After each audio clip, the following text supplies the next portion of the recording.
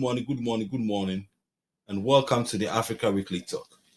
Today's subject on the docket is in relation to the crisis going on in Haiti and also the deportation of the Haitians by the Dominican Republic government. And this is at the backdrop of a news bulletin that was sent out by the U.S. Department of State.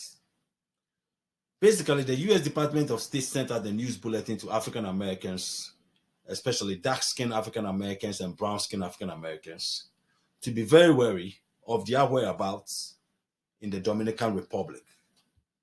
And they have sent out this bulletin in relation to the situation going on in the Dominican Republic with regards to Haitian immigrants living in the Dominican Republic.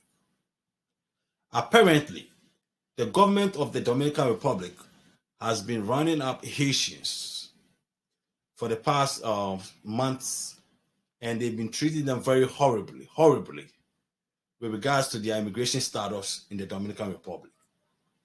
First of all, let me give you a little backdrop to that situation with regards to the Haitians being rounded up by the Dominican Republic government. The Dominican Republic government became, when they became independent in the 1920s, they had a constitution which basically, just like any modern country at that time, where anybody born in that country automatically becomes citizen. Now, around 2010, the Dominican Republic government, parliament, decided to amend their constitution. And in the course of their amendment of that constitution, decided that anybody born in Dominican Republic, retroactively, if their parents were illegal immigrants at that time, then their citizenship will be revoked retroactively. So in essence, basically what they said is, if your parents were illegal immigrants in the Dominican Republic at the time you were born, that means your citizenship as a Dominican is now being revoked. So out of that, this created a lot of chaos within the Haitian community who have been living in the Dominican Republic for some years now. So basically about 200,000 Haitians now became stateless. Now, due to the civil war or whatever is going on in Haiti right now, and also with regards to what is happening in the Dominican Republic in terms of them being rounded up and being deported, they don't have any place to call home, because now some of these kids and some of these people, all they have known is the Dominican Republic. But the funny thing and the saddest thing of all of this is that if you look at the Dominican Republic and Haiti as it is today, this was a country that goes back hundreds of years. And at that time, it was called Hispaniola. Hispaniola was basically one country at the time. Then they came the European colonizers. So you had the French and then the Spanish. Originally, when it was called Hispaniola, it was basically controlled by the Spanish. The Spanish colonized Hispaniola for about 120, 130 years. Then the French came in with their conquering of Europe at that time, decided to look westwards. So they came in, and then the French were able to take part of Hispaniola. So those two countries were split. The Spanish had what they called at that time Santo Domingo, and then the French took what is they called at that time Saint Domingue, which is now Haiti. So, and Haiti fought the Revolutionary War led by their great revolutionary Toussaint Louverture. Toussaint Louverture led Haiti in that revolution to overthrow the French government at that time. So they won that revolution against the French, and Haiti declared independence in 1804. 1804, Haiti becomes independent.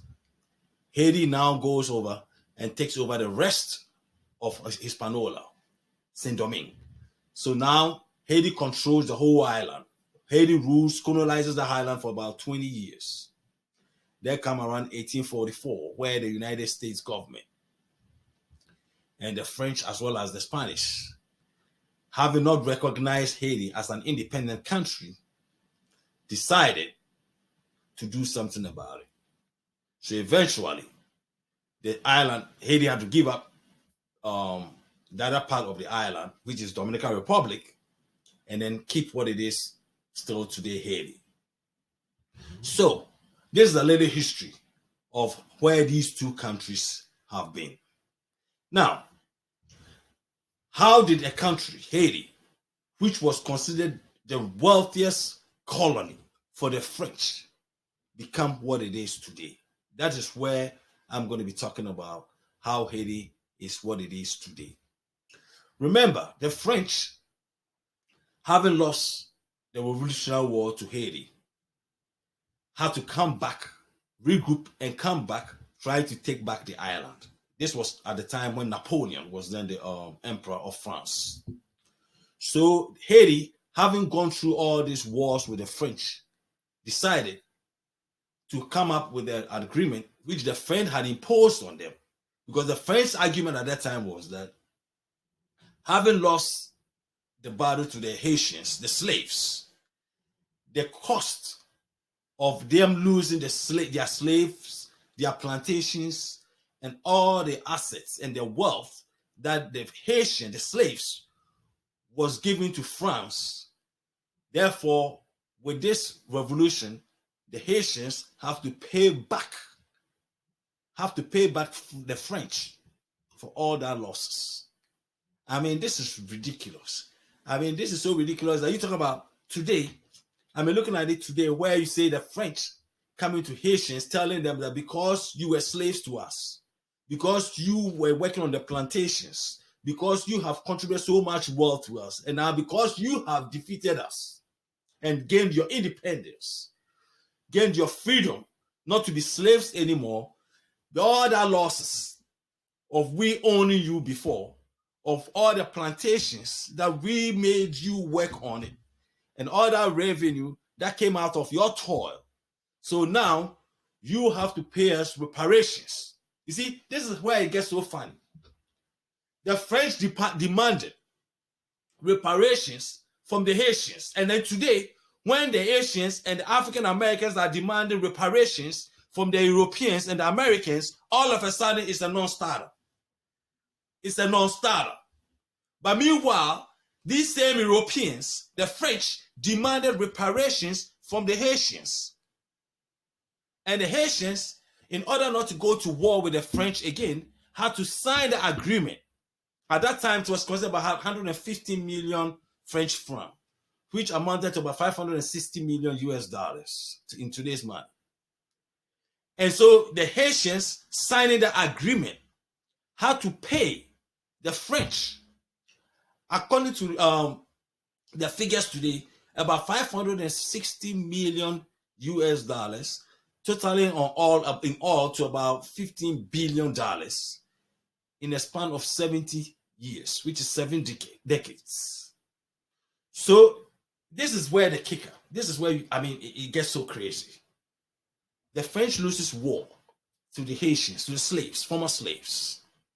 The French decide to come back to fight the slaves.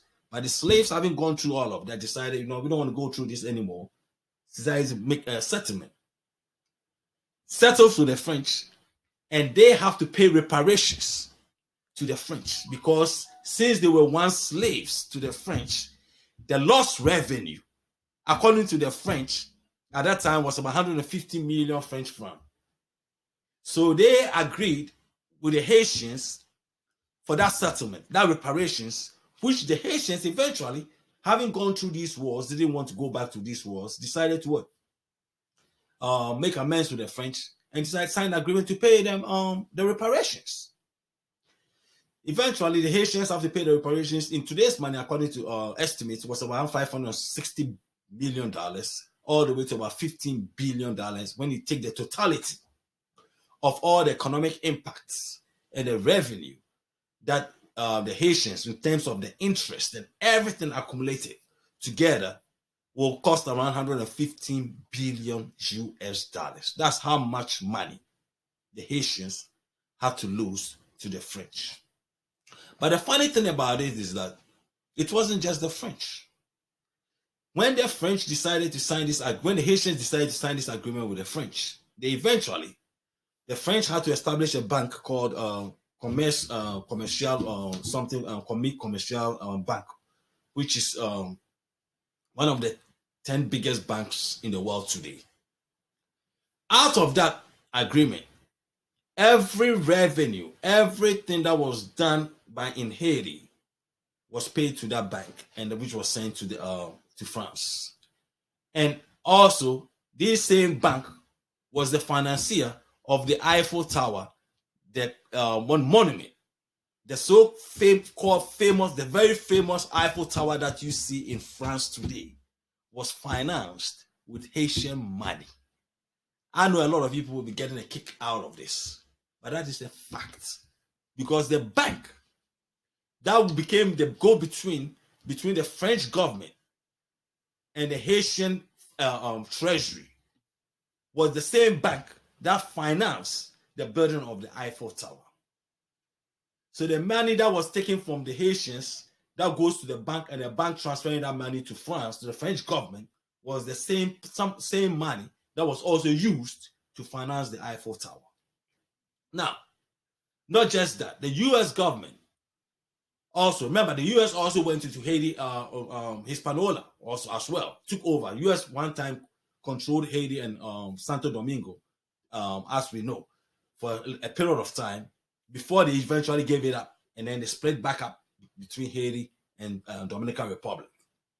Now, with all that said, so with the Haitians having to spend billions and billions of dollars paying the French, which is reparations. The same so-called reparations that when Black people or African Americans talk about in this country or talk about in Europe, it's a taboo. It's a taboo because nobody wants to hear about it. Or why do you deserve reparations? Why do you need reparations? I'm not calling for reparations, but I'm just making a relationship between how the Europeans, when it suits them well, uses these terms, uses this same strategy to extract money from the Africans or from their subjects, and then when it is the turn of the African or the Black person or any other race to demand the same thing from the European, all of a sudden it becomes a taboo. Nobody wants to hear about it. But this is the same French that went to the Haitians and demanded reparations because they believe that when the revolution that Haiti gained independence out of, became a revenue killer for the French. So they have the right to go back and ask the Haitians to give them that money, the lost income, the lost revenue of the French government. Remember, Haiti was once the richest colony for the French. So Haiti was not like a poor country. This is where the French made their money. Because at that time, sugar was like gold at that time. And Haiti was the number one exporter of sugar to Europe and almost all over the world. So all the money that the French was making at that time, was mainly centered on Haiti. So that's why they would never let go Haiti at that time. That's why it was a kicker. It was a big defeat for them when the slaves were able to revolt and kick them out of Haiti. So they will never forgive Haiti for that.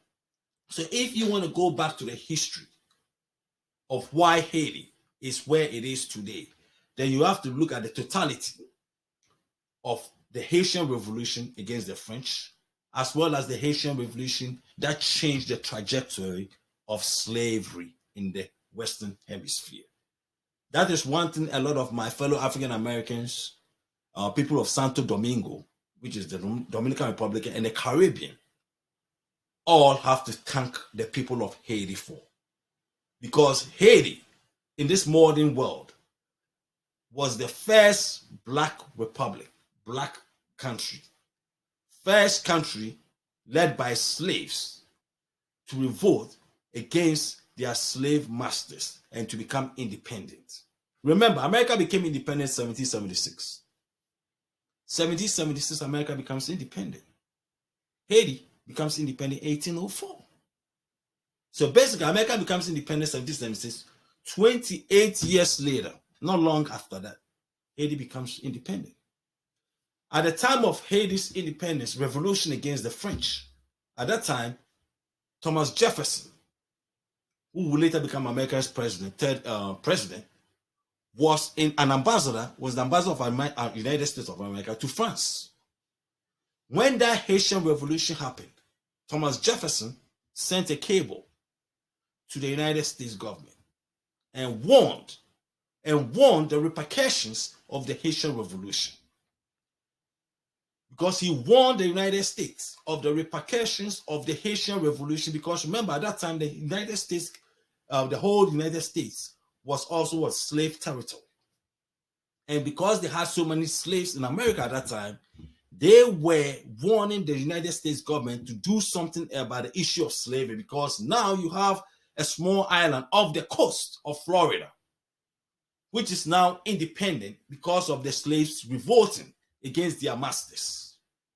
And out of that, he realized that if they don't do something about the issue of slavery in America, it won't be long when these same Haitians will help the other slaves in other colonies all over in America and all over the Caribbean. So not long after that, there was this issue where you had the Gabriel's revolt that happened in Virginia. It was a slave who revolted in Virginia. And also there was also the revolt in South Carolina. So all these was considered as in correlation with what had happened in Haiti. So now, Haiti becomes independent in 1804. The United States, which had fought a revolutionary war against the British. This is the kicker. This is the hypocrisy of the European. This is the hypocrisy of the European. These same people, the people who were calling for the fighting of independence, revolutionary war against the British to gain independence because they wanted to be free. You would think that a country like the United States of America at that time will welcome Haiti as an independent country for also being able to fight a revolutionary war against the French. But that wasn't the case. It wasn't the case because Haitians were slaves. Well, they were slaves who had rebelled and revolted against white superiority in America at that time, the continent, the Western Hemisphere. So there's no way America will endorse black slaves who had just defeated an European superpower at that time, which happens to be the French. So the Americans never recognized Haiti as an independent country. America never recognized Haiti as an independent country until so many years later, after they themselves have occupied, decided to move in and take over all of Hispaniola, which was between both Haiti and Dominican Republic. Now, so how did Haiti get to where Haiti is today? Look, based on the little history that I just talked about, there's no way you can never understand why the Europeans or the Americans and the Europeans who had most colonies around that time in the Western Hemisphere, you had the British, you had the Spanish, you had the the French, all in this Western Hemisphere. So what did they do? They decided to do what? Cut off Haiti. So from the very get-go, the first black nation, black independent republic nation, had to be dealt with by the Europeans. And the first goal was to do what? Cut Haiti off. So Haiti was cut off from the rest of the Western Hemisphere. That is the beginning of Haiti's problem. And Haiti's problem came out of them fighting for being independent from slave masters and their colonizers. And that mistake, that fight, that revolt, that successful revolt that they did is what has caused Haiti up to this day that we all see in Haiti's economic situation. So by cutting Haiti off, basically Haiti could not trade with any of these European masters within the Western Hemisphere. The only trade Haiti could do was the money whatever trade that they did in terms of sending out exporting sugar to Europe was controlled by the French, because they controlled it, because under the agreement with the French, they had to take that money and pay the French in terms of reparations. So if you see the situation that Haiti is going on today, I'm not going to take some of the responsibility from the people of Haiti today away. Yes, the people of Haiti also have to be held responsible for their own situation today. But if you look at the totality of Haiti's problems today, you can never ignore the historical aspect of Haiti's independence, Haiti's revolution against the French, the role of the American US government, as well as the role of the Spanish, as well as the role of the British, all of them in cahoots with one another against Haiti. Now, outside of that, the US did not even just stop there. Just about 25, 30 years or 35 years ago, Aristide was overthrown. Aristide was the president of Haiti, duly elected, democratically elected president of Haiti. Now, it is a known fact now. Former French ambassador to the United States, by the name of Thierry Bacard, in his own words, said that the overthrowing of Aristide was a coup orchestrated by the United States and the French governments. So this was not a coup orchestrated by the people of Haiti. Why did they orchestrate the coup against Aristide? That's a very good question, my fellow brothers and sisters. Aristide, when he assumed power, was demanding for the reparations from the French and the US and all the European giants for Haiti, against Haiti, during the days of their revolt against the French. And because Aristide was demanding for reparations, this is the same reparations that the Haitians had to pay the French. Remember, Haitians have to pay the French for 7 decades, close to about $560 million. Now, Aristide demands for reparations, and the French and the United States government, in cahoots together, decide that we have to get rid of this guy for asking for reparations. Isn't this something else? The hypocrisy of the so-called European and the powers that be is what we're facing today. So if it is Sunday, it's the Africa Weekly Talk. I'm going to come back and talk about this another time. Thank you.